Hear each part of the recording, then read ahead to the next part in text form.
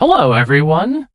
Today, I'm going to walk you through a fascinating piece of audio technology, the three-way HiFi speaker frequency divider, also known as a crossover filter. If you're passionate about music, sound systems, or home audio projects, this little board right here is something you'll definitely want to understand.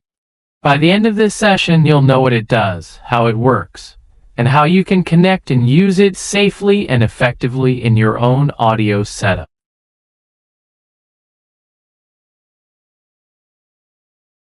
Let's start with the basic.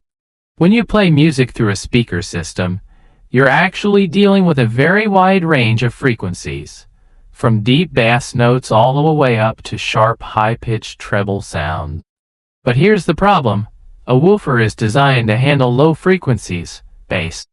A tweeter is made for high frequencies, treble, and sometimes you also have a midrange speaker for everything in between.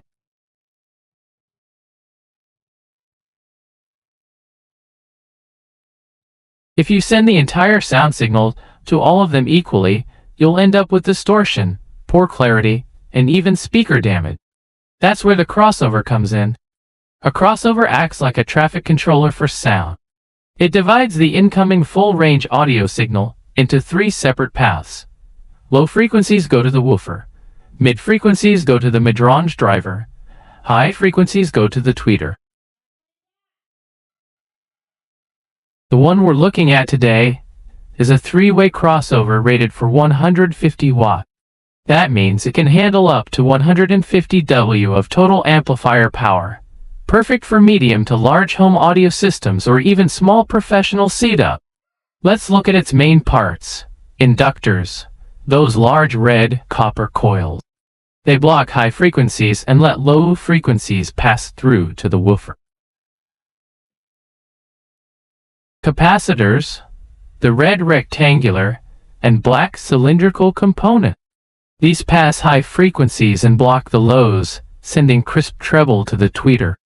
Resistors, if present, they help balance the output so that each speaker plays at the right level. Together, these components create smooth frequency transitions. So instead of harsh cutoffs, you get a natural blended sound across bass, mid, and treble. Here's a quick explanation without too much math. Inductors have higher resistance to high frequency. That's why they're used in the bass circuit. Capacitors have higher resistance to low frequencies, which makes them perfect for treble. In a three-way design, the signal goes through a combination of these components arranged in specific circuits, one for each frequency band. So, when your amplifier sends a full-range signal to the crossover, the board automatically splits it.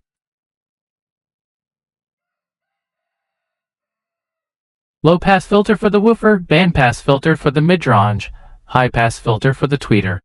That's the magic that keeps your music sounding balanced. Part 4. How to connect it. 3 minutes. Now let's talk about installation, the most practical part.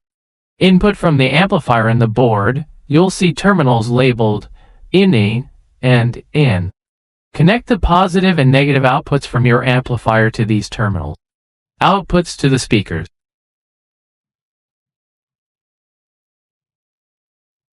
You'll find 3 sets of output terminals, usually labeled bass, mid, and treble, or sometimes in Chinese.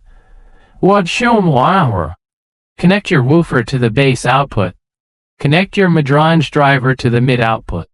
Connect your tweeter to the treble output. Check polar to make sure the positive and negative lines match correctly for each speaker. If you reverse them, the sound waves can cancel each other out, causing phase issues and weak bass. Mounting and safety. Secure the board inside your speaker cabinet or on a non-metal surface. Avoid short circuits. Never let wires touch across terminals. Once everything is connected, it's time to test. Start with the volume low and play some full-range music. You should hear deep, strong tones from the woofer, clear vocals and instruments from the midrange, and bright, crisp highs from the tweeter. If one section seems too quiet, check your wiring or consider adjusting the amplifier's EQ slightly. But remember, the crossover itself is passive, meaning it doesn't boost or cut sound. It only divides it.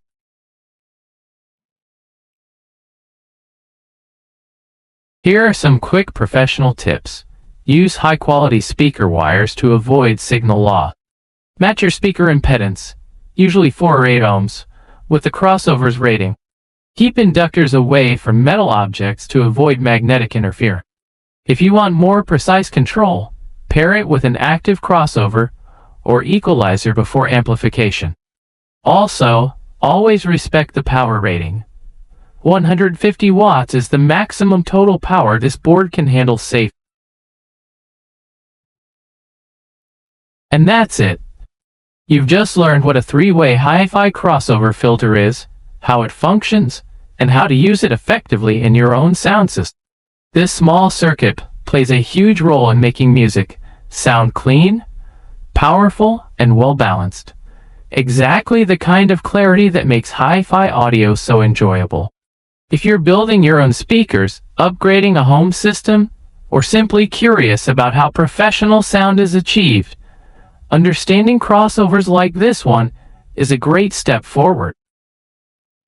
Thanks for watching and listening, and as always, keep exploring, keep learning, and keep enjoying the sound of great music.